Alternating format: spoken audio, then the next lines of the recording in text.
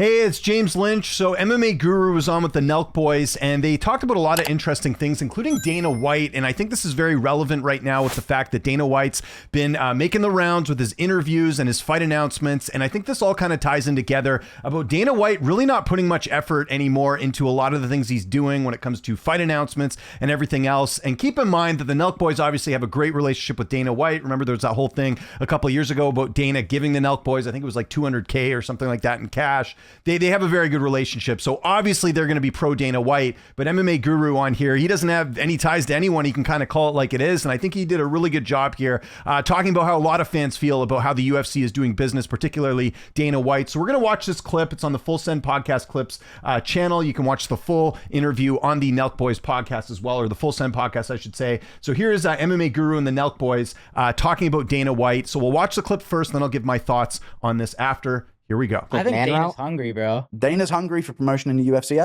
I mean, he does a decent job, but he could do way better. I mean, look at this Paramount Plus deal. Yeah, but that's just the UFC. When was the last face-to-face interview with fighters then? Have they ever really done that? They do press They used to do that all the time. But they don't do face-to-face interviews, like when there's a table in front of them. When have they ever like the DC Jones type. DC Jones talking shit. I'm going to quickly interrupt this. Of course they've done face-to-face stuff. In fact, Dana discourages this now. You remember there was a whole thing with Paddy Pimblett coming in the cage with Ilya Topuria, and he's like, that, I'm going to paraphrase here, but Dana was like upset with it. And I'm like, that's what gets people interested in fights. So for him, and listen, I don't dislike the Nelk boys. Someone asked me this on the stream the other day. I actually think they're pretty good guys. I do listen to their podcast sometimes. I think they do some good interviews, but they admit here, are casual fans, them being like, did they ever do face-to-face? And yes, they did. Like, how do you not know that? I don't know. It's like a little bit of research into, have they done face-to-face interviews? No. Have they done face-to-face in the cage after? They've done plenty. Rampage and Rashad. I just mentioned Pimblett and Topuria, a card that they were at, by the way. Like, this whole idea that like, oh, it's not like they've done this before. Guru's right. They have done this in the past. They used to do a lot better job at promoting things. And we'll watch some Dana White stuff here in a little bit, but I just wanted to interrupt this because you see the look on his face. Like, have they ever done this before? Yes, they have. They have plenty of times. But it feels like, when they get to a certain level of business, they can just sort of downgrade. But this Paramount Plus deal to pull this off is like, this is game changing. Yeah, it's game changing. Like, this sport's going to be huge this year now. Oh, wow. It's game changing. Big whoop. That's bare minimum. Give me. Yeah, and he's right about that too. Like, to some degree, I know Paramount, I think, is going to have a bigger audience than what ESPN was, but the big move was ESPN when they made that move a couple of years ago. That was mainstream. There's no more mainstream than ESPN. Obviously, we're changing in terms of, how people are watching content, and the Paramount thing is certainly big, but Kyle here making it out like this is some like monumental thing. Yeah, the price tag is for sure, but I don't think this is like going to make the UFC that much different overall. So again, Guru's right here where he's going on about, it's sort of run of the mill, run of the course here. Like, I don't think you're going to see much of a difference between Paramount and the UFC. Oh, that's huge. I'm a hardcore fan. I'm addicted to this. It's all I have in life. Give me more. I want more excitement. Well, do you think you need more from just Dana or more from the fighters? Everyone needs to be pulling their weight. So yeah, that's pretty much the talking point there with them talking about Dana White. And again, talking about how, I think Dana's doing a great job. Let's go look at some of the fight announcements that Dana has done recently. And you tell me if you can tell the difference between this and some of the ones he's had in the past. Here's him talking about UFC Seattle. And again, I did a video on this already. I like the main event for Seattle. I think that's a solid card that they put together. But look at Dana's lack of enthusiasm when he's talking about this fight. So let's go. Whoops. This is Joe Pyfer out of Adesanya, former two-time middleweight champ. 16 of his 24 wins by knockout. And Joe Pyfer is on a 3-fight win streak. And since winning the Contender Series, all but one of his wins have come by finish. Also on the card, we have former champ Alexa Grasso facing Macy Barber. Grasso is currently ranked number 3 in the flyweight division and is the first female ever Mexican UFC champion. Number 5 ranked Macy Barber is on a 7-fight win streak.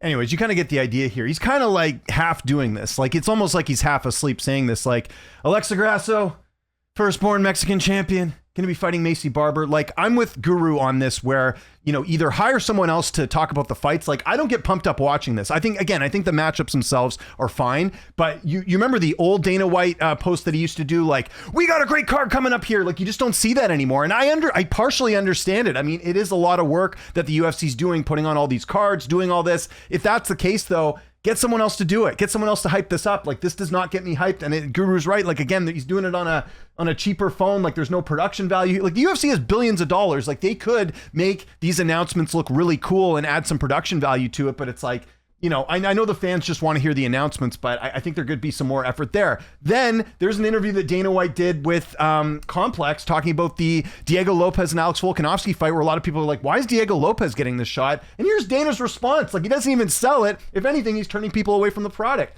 Courtesy of Championship Rounds. Check out this clip of Dana being questioned on the Lopez and Volk thing. You got Volk Lopez 2. Some people, I guess, maybe were questioning why there was a rematch when the first fight felt a little decisive. Not maybe, a lot of people were. Behalf. Yeah. If you don't like it, don't watch it. It was just a fight that made sense. We get in that room and it absolutely didn't make sense. Volkanovski clearly beat Lopez a year ago. He has not fought anyone since then. You have two contenders in Lerone Murphy and Movsar Evloev, and you could make the argument that, okay, Evloev doesn't finish opponents. Lerone Murphy got one of the best knockouts last year, and you're not giving him a title shot? Like, I don't get the reasoning here. And to say, oh, well, if you don't like it, don't watch it. Like, great message. Come on. This all ties in together here, where, you know, Nelk boys are like, what could you possibly criticize Dana for? How about the fact that you're telling people not to watch this fight, and then you're doing sort of a half-ass, you know, announcement here? And I think these are things that are easily fixable. You could either have someone else do it, or Dana's just got to get an energy drink in him or something and sell us a little bit more on this stuff. But I don't know. Like, I remember a time when Dana would do this stuff and it was a big deal and they would put some production into this. And I've said this before, listen, I like the UFC. I'm grateful for, you know, being able to watch these cards and these fights and cover it as a member of the media. But I remember a time when things were a lot better. And I feel like, and to some degree, the UFC takes advantage of their audience, where they're just like, well, people are going to watch it anyways, so we'll just do it however we want. And I think Guru was absolutely on the money here for talking about this. And listen, I understand the Nelk boys, they have a very narrow view of what Dana does. You know, Kyle's talking about how, I don't know if you know, but Dana's like a real killer behind the scenes. Like, Kyle, I don't think you were watching 10 years ago when Dana would put way more effort into this and put on bigger fights, and there wasn't this watered down product. Like, I don't blame these guys for, you know, feeling this way, but it is a very delusional take to just make it out like Dana's doing the best job he can. He absolutely isn't. So I think Guru's right here. And look, I know there's gonna be people watching this video being like, oh, you're, you know, sucking up to Guru. I will call out Guru when he does things wrong and when he does right. I think he's right here. I think this is a big platform that he's on with the Nelk boys. I think it's important to talk about this stuff, because here's the thing. You guys have to remember, there are casual fans watching the Nelk boys and taking everything they're saying at face value. So if they're saying Dana's doing nothing wrong, they're gonna believe that. But you got a guy like Guru, I think, is speaking for a lot of us, saying like, no, Dana could be doing more. Like, why are we just accepting this, you know, above the bar, not even above the bar, like the bare minimum type promotion and everything else from the UFC? And I see it in the comments. There's people that no matter what the UFC does will defend them. There's people that will defend the Apex cards that we see all the time. Those fans exist. And because of that, the UFC continues to do it. And it's a theme that I've mentioned where I think they take advantage of their audience. They know that there'll be people defending them no matter what. So they continue to put this out there. So yeah, I think this speaks to an overall topic of, you know, Dana, the UFC's got to do a little bit better. It's great to see them on Paramount. I'm curious to see how things will look at 324. We have seen I did a video on this yesterday talking about some of the changes they've done with Paramount. It's encouraging, but I need to see more here, I think, to get more people engaged. And they talked about the fighters promoting themselves. I agree. We're seeing a lot of fighters doing their YouTube channels and all that, but it would be good to see some fighters do some more media, just get their name out there. You know, I think all that ties in together. I think collectively, the fighters, the UFC, Dana White, they could all do a better job of promoting their product, because I'm telling you, I talk to so many casual fans, like people that are just in my everyday life that don't watch MMA, and I can't tell you how many of them say, oh, I used to watch the UFC back when it was like Anderson Silva and George St. Pierre, but, you know, I kind of lost interest. And part of that is that they've been doing more cards, they have failed to build new stars, and they're just kind of in this spot where, like I said, they're just, it's more of like quantity over quality, so to speak. You know, like they're just, hey, we got a card this weekend, next weekend, it continues on. So yeah, that's my take on it. I think Guru is absolutely on the money, and I'm glad to see someone on like a mainstream platform kind of get that word out there that no, we're not just going to accept this. We need to be better in terms of the overall production of the UFC. So I want to know what you guys think in the comment section below. Do you agree with Guru? Do you not? Do you agree with me? Do you not? Would love to hear from you guys. Follow me on Twitter, TikTok, Instagram, @Lynch on Sports. My name is James Lynch. Thanks so much for watching, and I'll see you next time.